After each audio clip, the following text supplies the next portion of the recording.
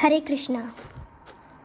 जैसे ही गुरुदेव के बारे में हम बताते हैं सभी भक्तों को, बहुत जो श्रद्धा से चाहते हैं गुरुदेव को, फॉलो करते हैं, सच्चे दिल से गुरु मानते हैं, वो इस वीडियो को बहुत ध्यान से सुने।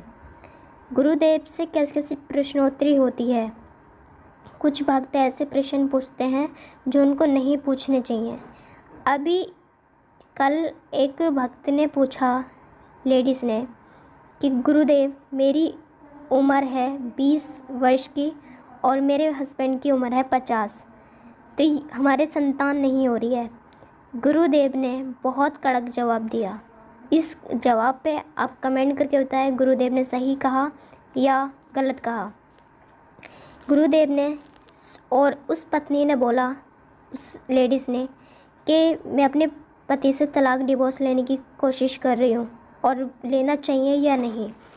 अपने घर के फैसले गुरुदेव से बांट रही थी और पूछ रही थी, परमिशन ले रही थी। तो गुरुदेव ने साफ बोल दिया, जब तुमने 20 वर्ष की हो और 50 वर्ष के तुम्हारे हस्बैंड है, जब तुम हमसे तलाक की डिसीजन लेने आई हो, जब तुमने शादी की थी, क्या तुमने हमसे डिसीजन किया था, हमसे पूछा था? तो आप कौन होते हैं हम तुम्हें बताने वाले?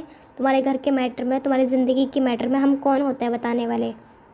और यहाँ तक कि अगर तुम स्टार्टिंग में शादी कर रहे थे तब हमसे पूछते तो हमारा फ़र्ज़ था अब भी तुम्हें राय देना, लेकिन तुमने स्टार्टिंग में तुमने अपनी मर्ज़ी चलाई और 6 साल बाद तुम्हें बूढ़े दिखाई दे रहे हैं। पहले से समय से बूढ़े दिखाई नहीं दिए जब शादी हुई थी, और अब भी पत्नी पति का रिश्ता बनता है, शादी होती है, तो इसका मतलब ये नहीं है कि गुड़िया गुड्डों का खेल है, एक जगह छोड़ो दूसरी जगह बैठो। ये मान मर्यादा और इज्जत की बात होती है। तो तुमने जो भी देखा पहले शुरू में देखना चाहिए था।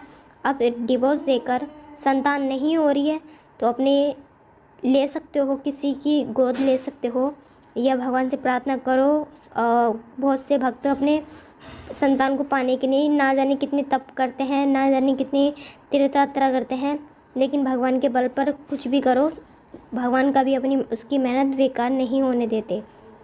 गुरुदेव ने प्रश्नोत्तरी में बताया।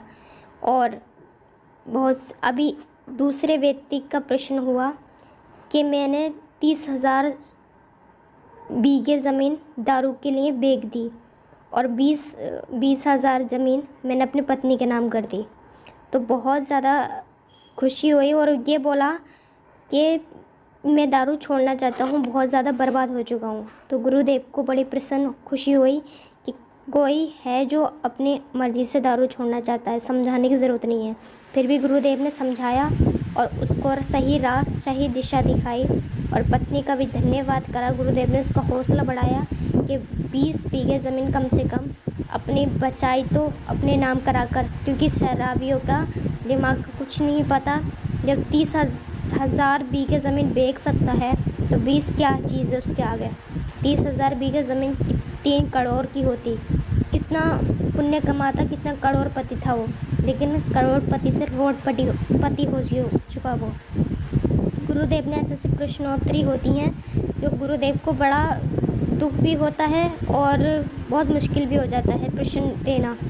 लेकिन अब सबसे यही गुजारिश है, गीता पढ़ें, अपने जीवन का महत्व जानें और ज़्यादा से ज़्यादा अपने कर्म पे और अपने सही कर्म पे ध्यान दें और परमात्मा पर विश्वास करके अपने कर्म की ओर बढ़ें। गुरुदेव से ऐसे डिसीजन लेते हैं, गुरुदेव फिर भी आप सबके मन का समाधान कर देते हैं मुसीबतों का, लेकिन गुरुदेव इतनी सेवाएं करते हैं, इतना काम करते हैं, उनको टाइम नहीं मिलता, फिर भी तुम छोटे छोटे ये बातें गुरुदेव से शेयर करते हो। कभी गुरुदेव के लिए अच्छा प्रसन्न के लिए भी बोला करो। गुरुदेव कितना थक जाते होंगे, कितना ज़्यादा उनको काम कार्य रहता है, 30,000 की भक्तों की